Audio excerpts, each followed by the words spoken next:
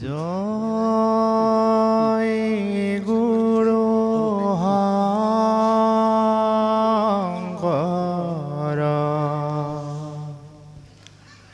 হৰে বগুণা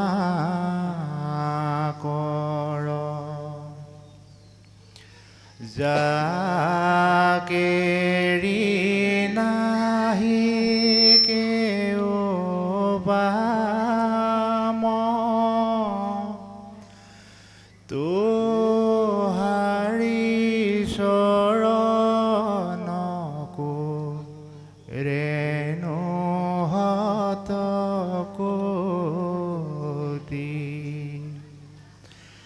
বাৰে কৰো প্ৰণাম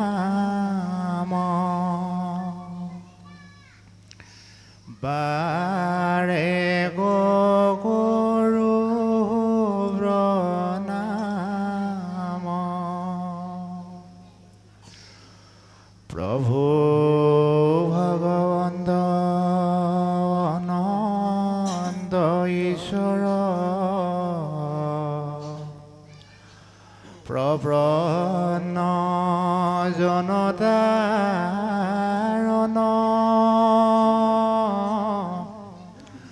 তুমি প্ৰিয়তম পৰম দেৱতা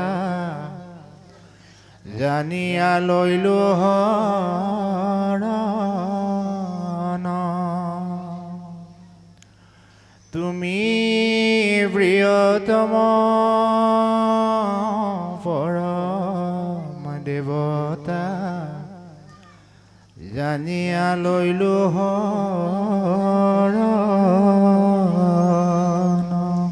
কৃষ্ণ কৃষ্ণ কৃষ্ণ।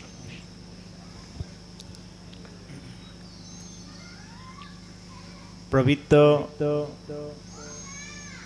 মহাভাগৱতৰ সন্মুখত উপবিষ্ট হোৱা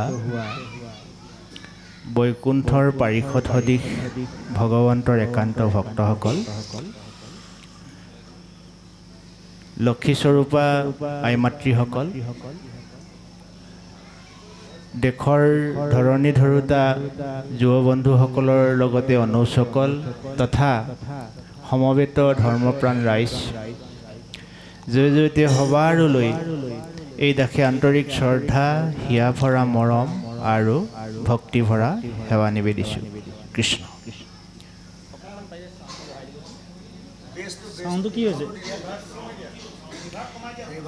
হে মহামান্য সজ্জনসকল, আজি আমাৰ বাবে বৰ গৌৰৱৰ দিন। আমি প্ৰত্যেকজন মানুহেই বিষয় বাসনাৰে ভৰপূৰ গৃহস্থী সংসাৰৰ ব্যক্তি আৰু এই গৃহস্থী সংসাৰত আবদ্ধ হৈ মায়ামোহৰ মেৰপাকৰ পৰা ওলাই আহি স্বচ্ছ নিকা পবিত্ৰ ভাৱেৰে ভকতৰ সংগত ঈশ্বৰৰ গুণনাম শ্ৰৱণ কীৰ্তন কৰিবলৈ হেঁপাহ কৰাটো কিন্তু বৰ দুৰ্লভ। আৰু এই দুৰ্লভ কৰ্মকো সুলভ কৰি তুলিলে মগনা গাঁও ন পুখুৰী চুক ৰাইজৰ উদ্যোগত আৰু সমূহ শুভাকাংক্ষী ৰাইজৰ সহযোগত এয়া পবিত্ৰ শ্ৰীমদ ভাগৱত শাস্ত্ৰ পাঠ আৰু আলোচনা। সেই মহামান্য সজ্জনসকল, আজি এই মহান কাৰ্যসূচীভাগ সেইসকল বাপ বান্ধৱৰ আপ্ৰাণ প্ৰচেষ্টাত সাফল্যমণ্ডিত হৈছে। তেওঁলোক হৈছে উদযাপন সমিতিৰ সন্মানীয় সভাপতি বীৰেণ লাহন প্ৰভুজনা, কাৰ্যকৰী সভাপতি ঋতুৰাজ বুঢ়াগোহাঁই প্ৰভুজনা, যুটীয়া সম্পাদক হেমন্ত বুঢ়াগোহাঁই প্ৰভুজনা, বিভূতি লাহন প্ৰভুজনা, সহ সম্পাদক হেমন্ত বৰুৱা প্ৰভুজনা, প্ৰাঞ্জল ফুকন প্ৰভুজনাকে মুখ্য কৰি কোষাধ্যক্ষৰ দায়িত্বত পুলিন বুঢ়াগোহাঁই প্ৰভুজনা, লগতে নামঘৰ পৰিচালনা সমিতিৰ হৈ সভাপতি জ্ঞানদা প্ৰসাদ লাহন প্ৰভুজনা, কাৰ্যকৰী সভাপতি জোনমণি লাহন, সম্পাদক মনোজ বুঢ়াগোহাঁই, সহ সম্পাদক বিনোদ লাহন পাপকে মুখ্য কৰি অগণন ভকত বৈষ্ণৱবৃন্দৰ অক্লান্ত শ্ৰম ত্যাগ আৰু দানৰ সূত্ৰে আজি এই অনুষ্ঠানভাগ সাফল্যমণ্ডিত হৈছে। এই সকলৰ উপৰিও যিসকল আয়োজক সমিতি কৰ্মকৰ্তাই শ্ৰমদান দিছে, পৰামৰ্শ দিছে, সময় দিছে, আনকি ৰান্ধনি বাৱনীকে আদি কৰি ভকত বৈষ্ণৱৰ বাবে সময় ব্যয় কৰিছে, সকলোকে যেন পৰম ব্ৰহ্ম ভগৱন্তই কৃপা বৰ্ষণ কৰক। এই উদ্দেশ্যে আমি এবাৰ ঈশ্বৰৰ ওচৰত প্ৰাৰ্থনা কৰোঁ আহক। হৰি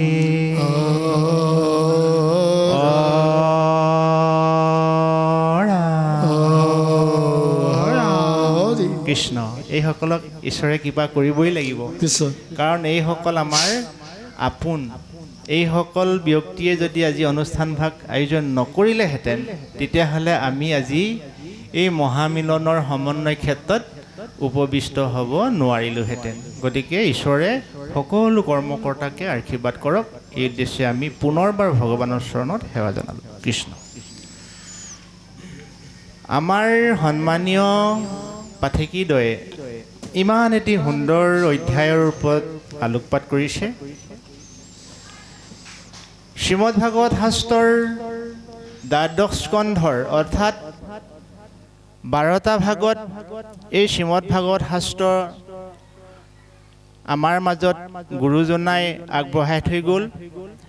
এই 12 স্কন্ধৰ ভিতৰত যি ভাগ দশম স্কন্ধ, এই দশম স্কন্ধত পৰম ব্ৰহ্ম ভগৱন্তৰ লীলাৱতাৰৰ কথা উল্লেখ আছে। আমি আজি ঈশ্বৰৰ লীলাৱতাৰৰ কথা শ্ৰৱণ আৰু কীৰ্তন কৰি জীৱন ধন্য কৰিম। ইয়াৰ প্ৰাক মুহূৰ্তত আমি সেইসকল বাপ বান্ধৱৰ হৈও এবাৰ ঈশ্বৰৰ ওচৰত প্ৰাৰ্থনা কৰিব লাগিব। চাউণ্ডটো এতিয়াও কমি আছে। সেইসকল বাপ বান্ধৱৰ ওচৰত আমি এবাৰ প্ৰাৰ্থনা কৰিবই লাগিব।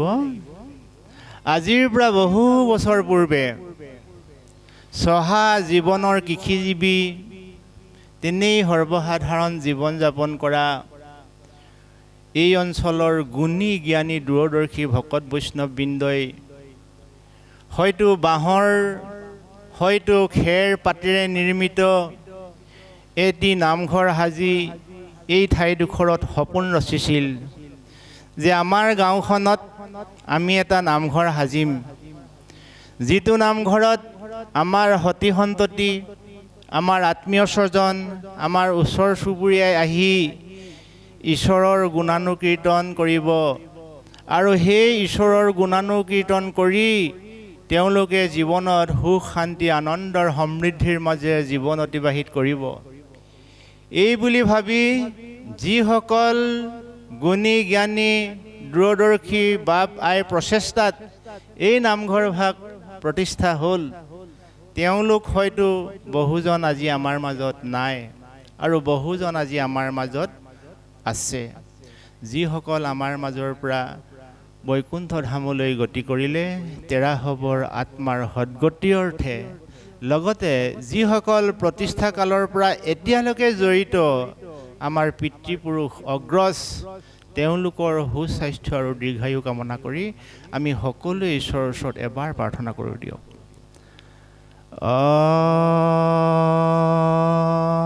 হৰি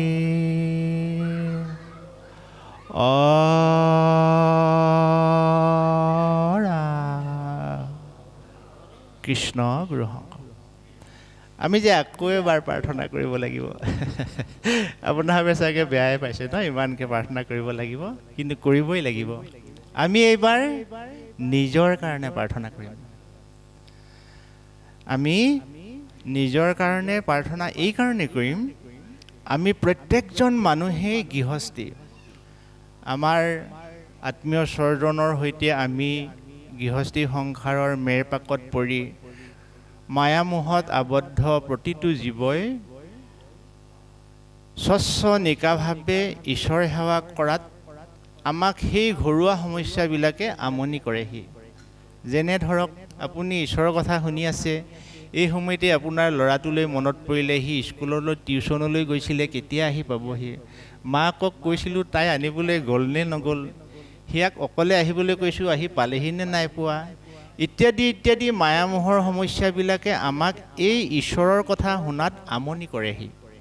গতিকে ধীৰ স্থিৰভাৱে আমি প্ৰভু ভগৱন্তৰ গুণ গৰিমা কথা শ্ৰৱণ কীৰ্তন কৰিবলৈ আহিছোঁ। এই শুভক্ষণত সেই যদুৱতী, তুমি যেন আমাৰ সমস্তজনকে স্থিৰ মনেৰে তোমাৰ গুণ গৰিমা কথা শ্ৰৱণ আৰু কীৰ্তন কৰিবলৈ কৃপা দৃষ্টি কৰা প্ৰভু। এই উদ্দেশ্যে সকলোৱে এবাৰ হাতযোৰ কৰি ঈশ্বৰক প্ৰাৰ্থনা কৰোঁ দিয়ক। অনাদি অনন্ত হে ভগৱন্ত, ভজ কৰি প্ৰণিপাত,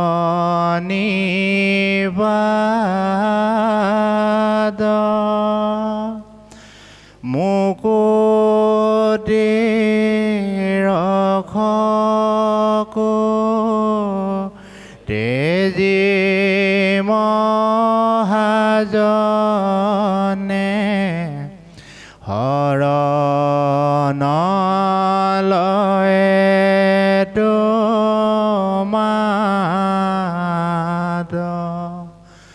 মুকুতি ৰক্ষকো তেজী মহাজনে, শৰণলয়ে তোমাত।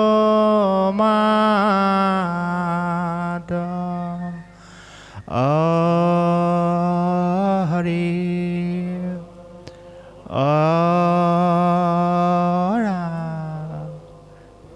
কৃষ্ণ কৃষ্ণ। এতিয়া আমি স্থিৰ মনেৰে ঈশ্বৰৰ কথা শুনিম। আমি যেতিয়া নামঘৰলৈ বুলি সকলোৱে এটা আশা আৰু হেঁপাহ লৈ ভিতৰলৈ যেতিয়া সোমাই আহোঁ, তেতিয়া নামঘৰৰ চাৰিও পৰিৱেশটো ইমান নিৰ্মলভাৱে স্বচ্ছভাৱে সজাই তুলিছে আয়োজক সমিতিয়ে। সঁচাকৈ আয়োজক সমিতিক আমি ধন্যবাদ দিব লাগিব। এই নামঘৰত জড়িত বয়োজ্যেষ্ঠ নামঘৰীয়া হাতোলাকে মুখ্য কৰি যিমানবোৰ দায় দায়িত্বত থকা ব্যক্তি আছে, সংগী ভকত আছে, সকলোকে ঈশ্বৰে কৃপা বৰ্ষণ কৰক। এই নামঘৰৰ লগত জড়িত প্ৰত্যেকজন সংগী মানুহেই এই অনুষ্ঠানটোৰ বাবে অৱদান আগবঢ়াইছে। পৰম কৰোণাময় তেৰা হ'বয়ে যি সৎবাঞ্ছিত কৰি অনুষ্ঠানভাগ আয়োজন কৰিছে, তেওঁলোকৰ সৎবাঞ্ছিত পূৰণ কৰক। আৰু আমি সোমাই আহিয়ে দেখিলোঁ যে আমাৰ মৰমৰ, আমাৰ সুহৃদৰ, আমাৰ ঘৰৰ সদস্যৰ দৰে আমি যাক ভাবোঁ, নামজাৰ জুবিন গাৰ্গ, তেখেতৰ এখন ধুনীয়া ফটো, যিখন ফটো দেখিলে মনটোত বেজাৰ লাগি যায়। ৰাতিপুৱা শুই উঠাৰ পৰা দিনটো কৰ্মব্যস্ততা, বহাগ, জানুৱাৰী, বিবাহ, এনেকুৱা কি অনুষ্ঠান নাই যিটো অনুষ্ঠানত সেই আপোনজনৰ শব্দৰ ধ্বনি আমি শুনিবলৈ পোৱা নাই। ঈশ্বৰৰ গুণানুকীৰ্তনেৰে তেওঁৰ চাৰিওফালে ৰজন জনাই তুলিছিল। তেওঁৰ কণ্ঠত নিগৰিত হৈছিল শিৰোমণি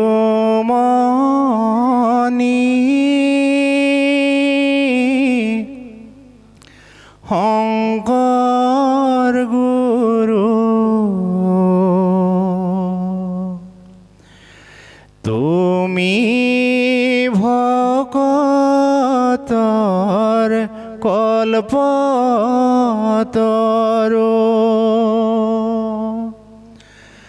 বৈকুণ্ঠৰ হৰি নাম ভকতক দিলা,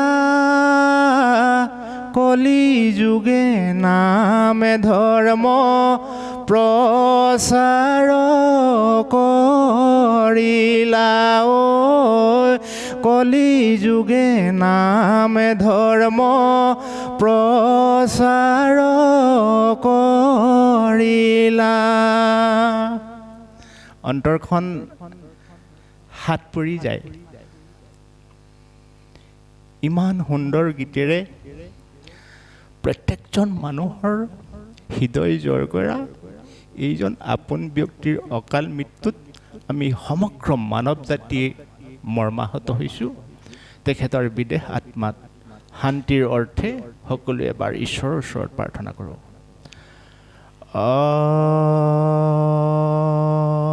হৰি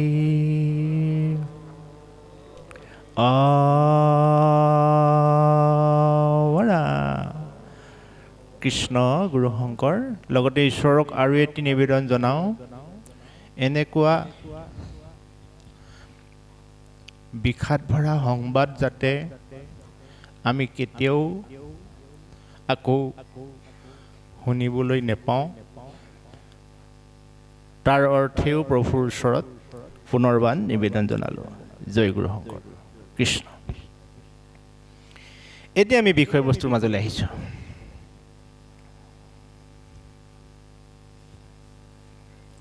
হে সজ্জনসকল,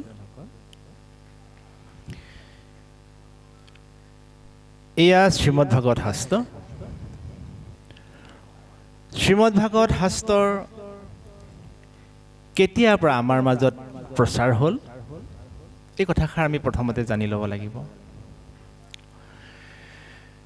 বিশ্বব্ৰহ্মাণ্ডৰ স্ৰষ্টা দ্ৰষ্টা নিয়ন্তা জগতৰ ঈশ্বৰ, এই কথাষাৰ আমি আমাৰ মা দেউতা ভকত বৈষ্ণৱ অগ্ৰজসকলৰ মুখেৰে শুনি আহিছোঁ। ধৰ্মগ্ৰন্থত আমি অধ্যয়ন কৰিলে আমি পাই আহিছোঁ যে বিশ্বব্ৰহ্মাণ্ডৰ স্ৰষ্টা দ্ৰষ্টা নিয়ন্তা হৈছে জগতৰ ঈশ্বৰ।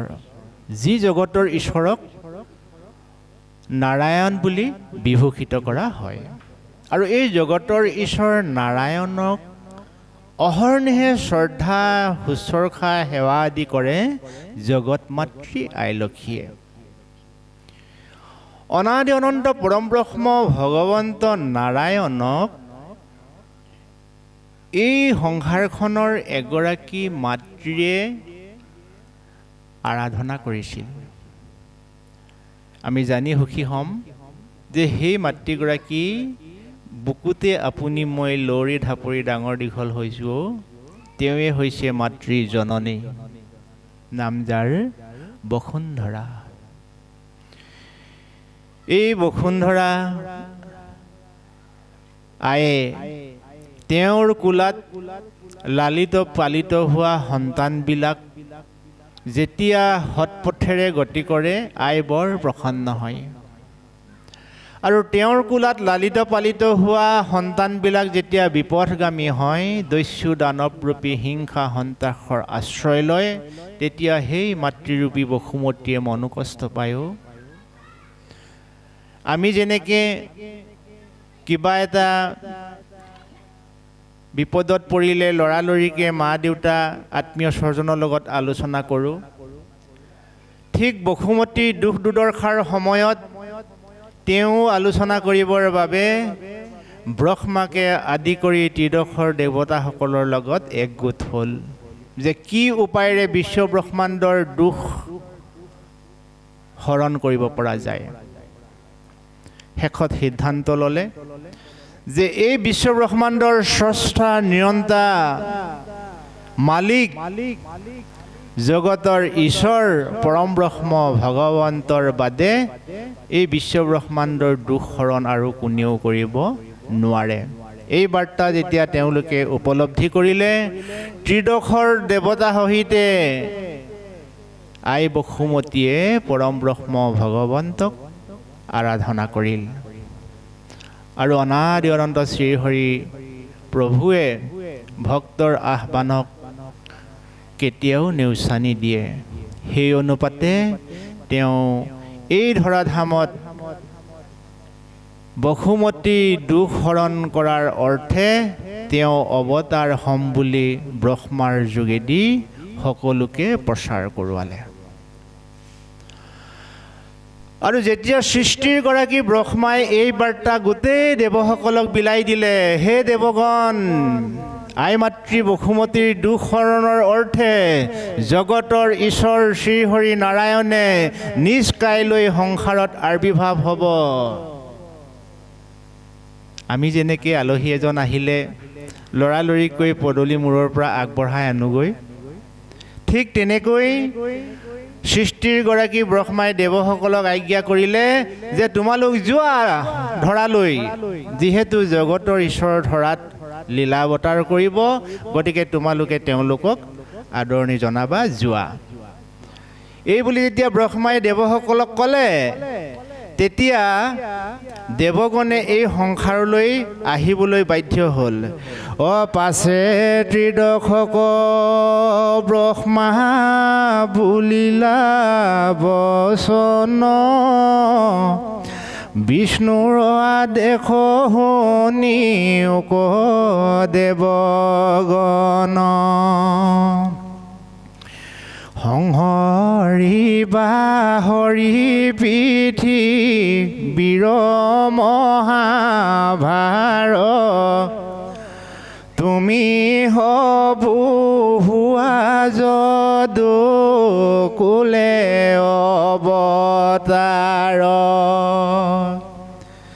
শিক্ষকে যেনেকৈ ছাত্ৰসকলক যে তোমালোক যোৱাচোন ৰ'দত অকণমান আজি পাঠদান কৰোঁগৈ, এই বুলি যেতিয়া শিক্ষকে ল'ৰাবিলাকক ফিল্ডত পঠিয়াই দিয়ে, লৰালৰিকৈ গোটেই ছাত্ৰ ছাত্ৰীবিলাকে আহি ফিল্ডত যেনেকৈ হেঁপাহত পঢ়ে, ঠিক তেনেকৈ ব্ৰহ্মাই যেতিয়া গোটেই দেৱগণক ক'লে যে তোমালোক গৈ যদুকুলত অৱতাৰ ল'বা, যোৱা, কাৰণ যদুকুলতেই জগতৰ ঈশ্বৰ পৰম ব্ৰহ্ম ভগৱন্ত আবিৰ্ভাৱ হ'ব। এই বুলি কোৱাৰ লগে লগে হেতা ওপৰা কৰি, মানে লৰালৰি কৰি ঠেলা হেঁচা কৰি বিশ্ব ব্ৰহ্মাণ্ডৰ ভগৱন্তৰ ভক্ত দেৱসকল কোনো বেলেগ বস্তু নহয় দেই, দেৱতাসকল দেৱীসকল ভগৱানৰ একান্ত ভক্ত।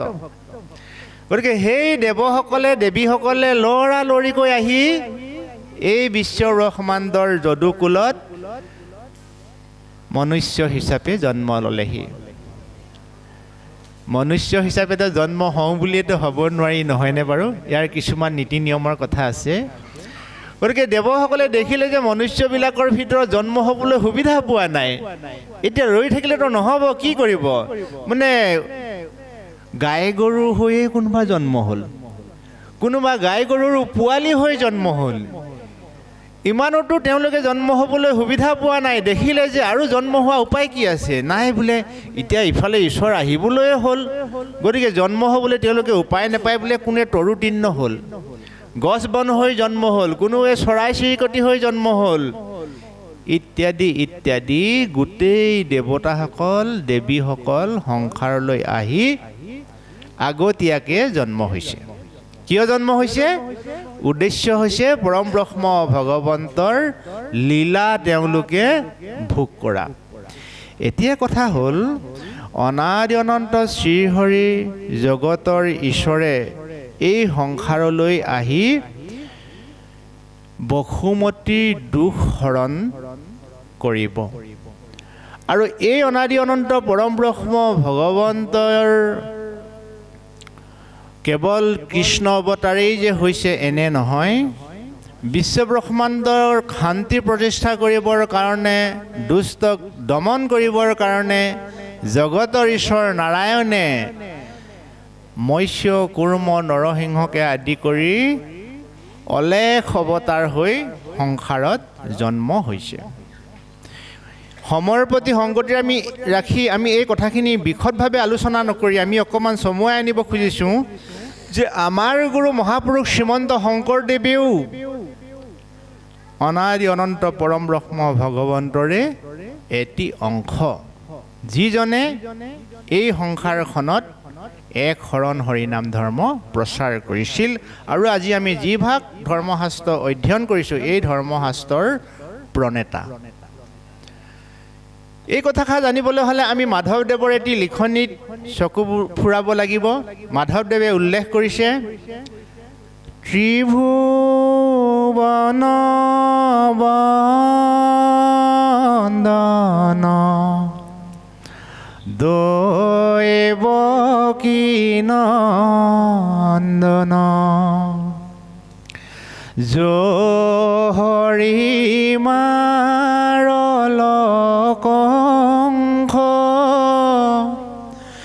জগ জনতাৰণ দেৱনাৰায়ণ সংগৰতা কেৰি অংশ সংগৰতা কেৰি অংশ। তেতিয়াহ'লে সেই সভাসদগণ, আমাৰ গুৰু শ্ৰীমন্ত শংকৰদেৱ কোন আছিল আমি আৰু বহলাই কোৱাৰ কোনো প্ৰয়োজন নাই, নহয়নে? ত্ৰিভুৱনে বন্দন কৰাজনেই হৈছে দৈৱকী নন্দন, যি দৈৱকী নন্দনে কংসত বধ কৰিছিলে। গোটেই জগতখন তাৰণ কৰাজনেই হৈছে নাৰায়ণ, সেই নাৰায়ণেই শংকৰ ৰূপেৰে আহি এই সংসাৰত এক শৰণ হৰিনাম ধৰ্ম প্ৰচাৰ কৰিছিল।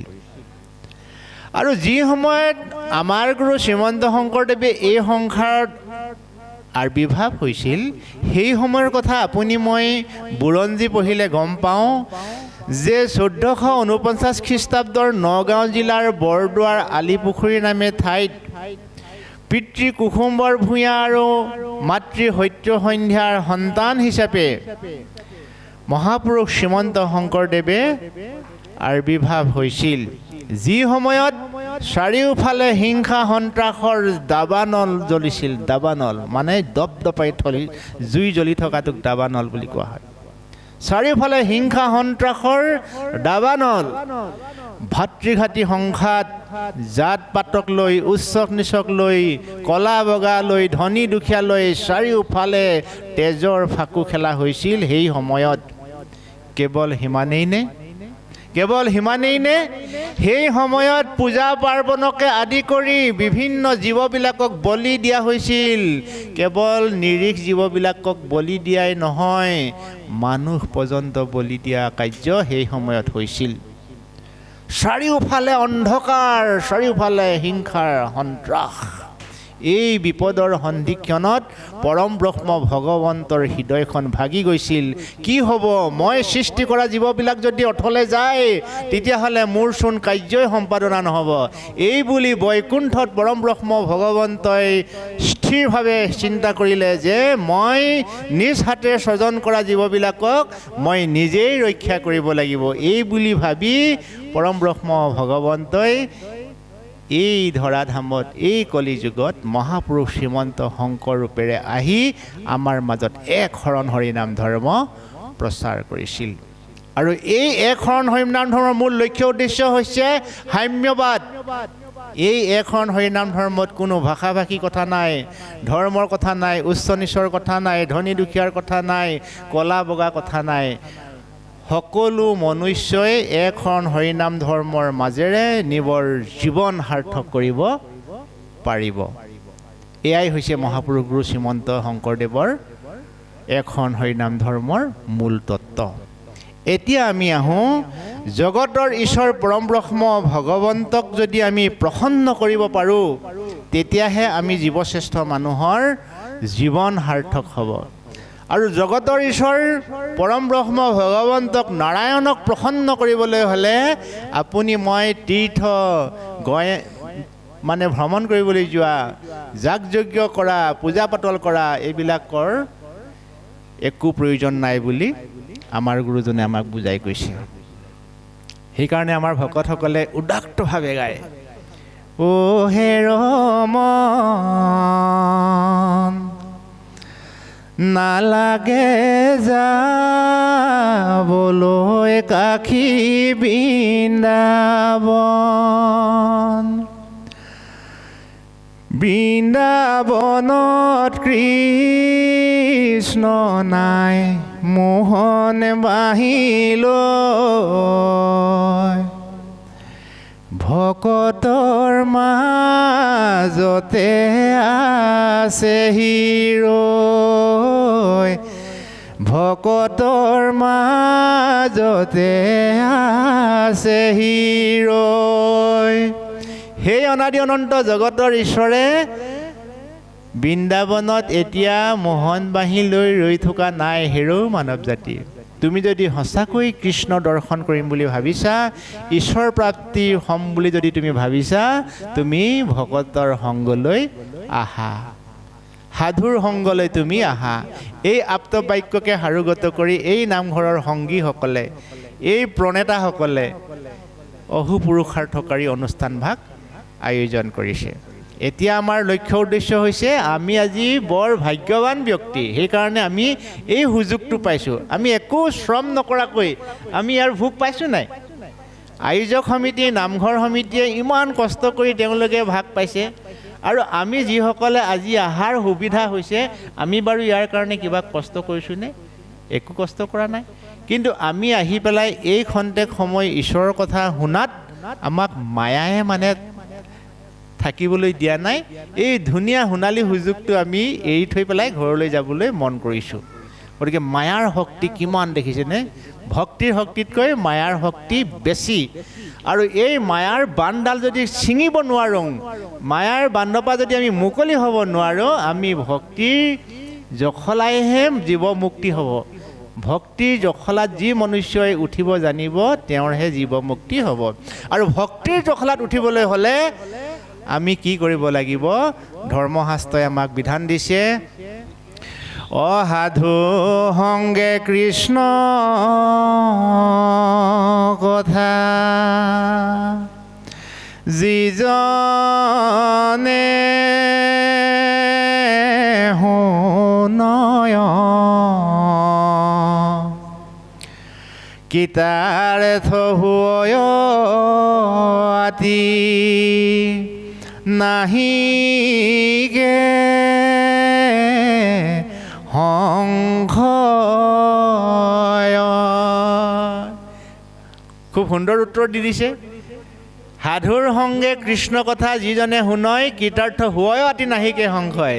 এইটো মন মাওতে কোৱা কথা নহয়, ধৰ্মশাস্ত্ৰই কোৱা অমৰ বাণী, যে যি মনুষ্যই সাধুৰ সংগত আহি ঈশ্বৰৰ কথা শুনিব, সেই মানুহৰ জীৱনত কীৰ্তাৰ্থ হ'ব। এতিয়া আমি এটা স্বাভাৱিকতে প্ৰশ্ন আহে মনলৈ, যে মই কীৰ্তাৰ্থ হৈছোঁ নে নাই হোৱা প্ৰমাণ কৰি চাওঁ। ইয়াত যেনেকৈ কাৰেণ্ট আহিছেনে নাই অহা, আমি টেষ্টাৰটো লগাই চালে গম পাম যে পিছফালৰ বোলে ৰঙা লাইটটো জ্বলিছে, অঁ কাৰেণ্ট আহি আছে। বোলে ৰঙা লাইটটো জ্বলা নাই, কাৰেণ্টটো অহা নাই। গতিকে মই কীৰ্তাৰ্থ হৈছোঁ নে নাই হোৱা 4 দিন ভাগৱত পাঠৰ পিছত মই কেনেকৈ টেষ্ট কৰি চাম, কেনেকৈ পৰীক্ষা কৰি চাম? মোৰ ভাৱনাবিলাক যদি স্বচ্ছ নিকা নিৰ্মল হৈছে, মই ঈশ্বৰৰ কৃপা কৰোণা লাভ কৰিব পাৰিছোঁ। আৰু মোৰ ভাৱনাবিলাক আগৰ দৰেই যদি বদ অভ্যাস মই এৰিব পৰা নাই, অসৎ কৰ্মৰ প্ৰতি যদি মোৰ ধাৱমান হৈয়ে আছে, অসৎ চিন্তাবোৰ মোৰ মনলৈ যদি দোলা দি আহিয়ে আছে, তেতিয়াহ'লে মই গম পাম যে মই ঈশ্বৰৰ কৰোণাৰ পৰা বঞ্চিত হৈছোঁ। আৰু সেই সময়ত লগে লগে বানপানী অহাৰ আগে আগে যদি মথাউৰিটো দিয়া যায়, আমাৰ খেতিডৰা ৰক্ষণাবেক্ষণ হ'ব। বৰষুণ দিয়াৰ আগে আগে চোতালত মেলি থোৱা কাপোৰখিনিয়ে হওক বা শুকান ধানকেইটাই হওক যদি ভিতৰত ভৰাই থোৱা যায়, তেতিয়া সিহঁতে নিৰাপদে থাকিব। তদ্ৰূপ মোৰ জীৱনলৈ অবাঞ্ছিত সংকেত আহা মই নিজেহে গম পাম। মোৰ মা দেউতাই গম নাপায়, আকৌ মোৰ ককাই ভাই ওচৰ চুবুৰীয়া সমাজে গম নাপায় মোৰ ভাৱনাত কি চিন্তা উদয় হৈছে। গতিকে সেই অসৎ ভাৱনাৰ চিন্তা যিদিনাখনেই মোৰ মনত উদয় হ'ব, সেইদিনাখনেই মই লৰালৰিকৈ ভকতৰ কাষ চাপিব লাগিব, ভাগৱতৰ কাষ চাপিব লাগিব, মহাভাগৱতৰ সন্মুখ হ'ব লাগিব, ঈশ্বৰৰ গুণ গৰিমা কথা মই শুনিব লাগিব। তেতিয়াহে মই তাৰ পৰা নিস্তাৰ পাম। বিজ্ঞান আৰু ধৰ্ম এটা মুদ্ৰাৰ দুটা পিঠি। বিজ্ঞানে সকলোখিনি কাম কৰিব পাৰিছে, কিন্তু কেইটামান কাম বিজ্ঞানৰ হাতত নাই, যিকেইটা ঈশ্বৰে সেই পাৱাৰটো বিজ্ঞানকো দিয়া নাই। যেনে এজন ক্ষীণ মানুহক শকত কৰিব পাৰিব, ৰোগীয়া মানুহক সুস্থ কৰিব পাৰিব, কিন্তু মানসিক বিকাৰগ্ৰস্ত মানুহ এজনক কোনো ঔষধেই স্বচ্ছ জ্ঞানী কৰি তুলিব নোৱাৰে। যদি পৰাহেঁতেন আমাৰ দেশত থকা অত্যন্ত ধনী ধনী কোটি কোটি টকাৰ মালিক, সেই মালিকবিলাকে নিজৰ ল'ৰা ছোৱালীবিলাকক সেই দৰৱবোৰ খুৱাই খুৱাই মহাপুৰুষ কৰি পেলালেহেঁতেন। গতিকে এই যিটো পাৱাৰ, এই যিটো শক্তি অনাদি অনন্ত পৰম ব্ৰহ্ম ভগৱন্তৰ হাতত আছে, আৰু এই বস্তুটো ভগৱন্তই যাক ভাল পায় তাকহে দি দিয়ে। এইটো এনেই পোৱা বস্তু, এইটো টকাৰে জোখা বস্তু নহয় দেই। ঈশ্বৰৰ কৃপা কৰোণা আশীৰ্বাদ ধনেৰে জোখা বস্তু নহয়। এই বস্তুটো এনেই পোৱা বস্তু, এনেই মৰম শ্ৰদ্ধাৰে। আমি যেনেকৈ কোনোবা আলহী এজন আহিলে আমি আমাৰ আইসকলে নিজ হাতেৰে বোৱা গামোচা এখন বৰ হেঁপাহত পিন্ধাই দিয়ে নহয়। বিনিময় আশা কৰে জানো? নকৰে। ইমান কষ্ট দি ঢেঁকী দি দি দি দি পিঠা পুৰি নিশা এপৰলৈকে 1টা বাজি যায়, 12টা বাজি যায়। ৰাতিপুৱা আলহী অহাৰ লগে লগে একদম বাতি ভৰাই ধুনীয়াকৈ দি দিয়ে। বিনিময় বিচাৰে জানো? নিবিচাৰে। বিচাৰে কি? অকণমান আশীৰ্বাদ। কিন্তু আজিকালি বেয়া হ'ল পায়। কি হৈছে জানে? বাতি ভৰাই জলপান দিলে আলহীয়ে জলপান নাখায়। নোখোৱালৈকে ভালে আছে, কিছুমান এনেকুৱা আলহীও আছে পানী ঢালি থৈ গুচি যায়, নাপায় কৰিবলৈ। তুমি নোখোৱা আগতেই নাখাবা, কিন্তু পানী ঢালি থৈ যাব নাপায়। তদ্ৰূপ এই বিশ্বব্ৰহ্মাণ্ডত ধৰ্মশাস্ত্ৰ হৈছে সেই জলপান সদৃশ দেই। জলপান যেনেকৈ এগৰাকী আই মাতৃয়ে অতিথিজনক খাব বুলি আগবঢ়াই দিয়ে, অতিথিজনে জলপানখিনি খোৱা হ'লে নিজৰে স্বাস্থ্য ভাল হ'লহেঁতেন, তেওঁ ভোকত আছে বুলিহে খুৱাইছিলে।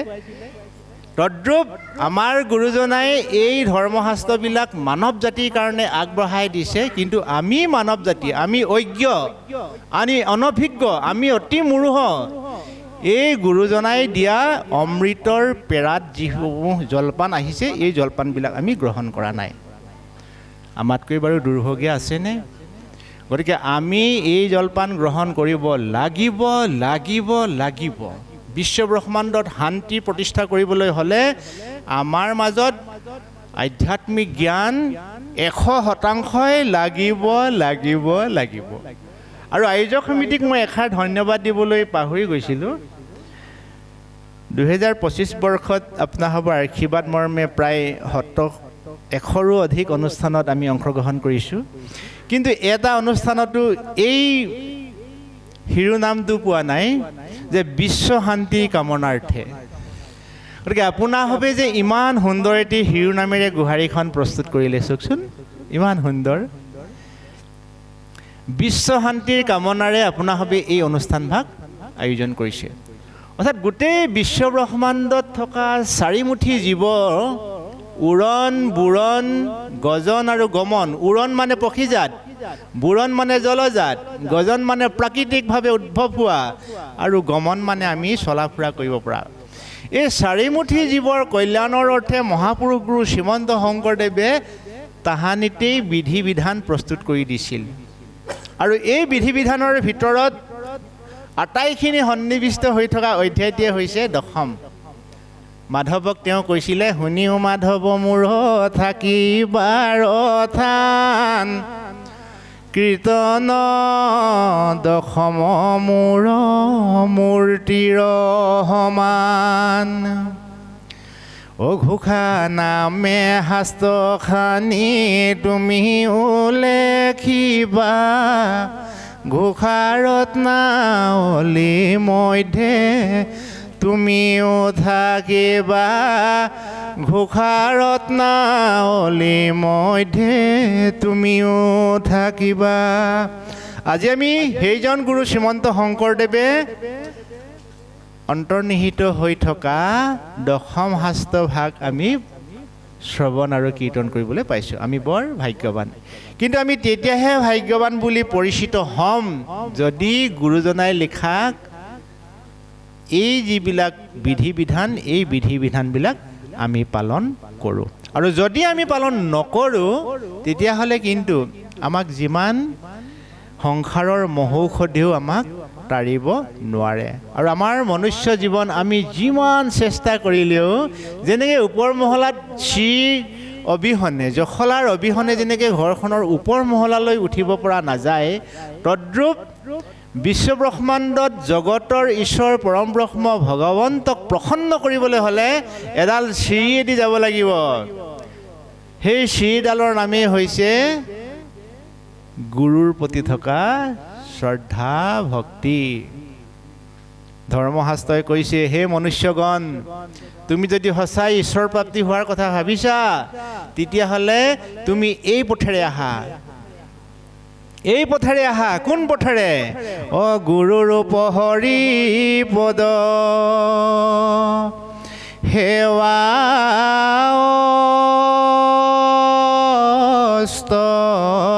ধৰি সাৱধান হৈয়াছে দি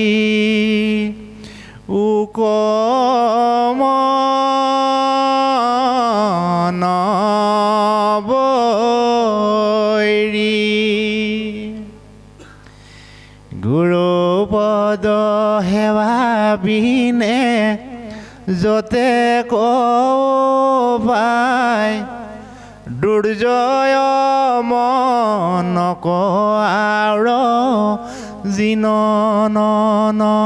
যায়। হেন জানি গুৰু পদে কৰিও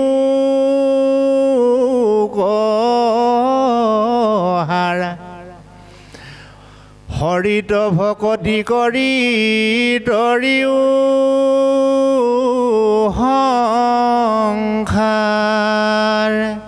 হৰিত ভকতি কৰি তৰিও সংসাৰ। হৰি ৰাম। তুমি যদি সঁচাই মনুষ্য জীৱন সফল কৰিম বুলি ভাবিছা, সেই জীৱশ্ৰেষ্ঠ মনুষ্য, তুমি যদি সংসাৰ তৰিম বুলি ভাবিছা, সেই জীৱশ্ৰেষ্ঠ মনুষ্য, তুমি হৰিক ভজনা কৰা। আৰু হৰিক ভজনা কৰাৰ আগত তুমি গুৰুৰ ওচৰত আশ্ৰয় গ্ৰহণ কৰা, তেতিয়াহে তোমাৰ জীৱন সাৰ্থক হ'ব।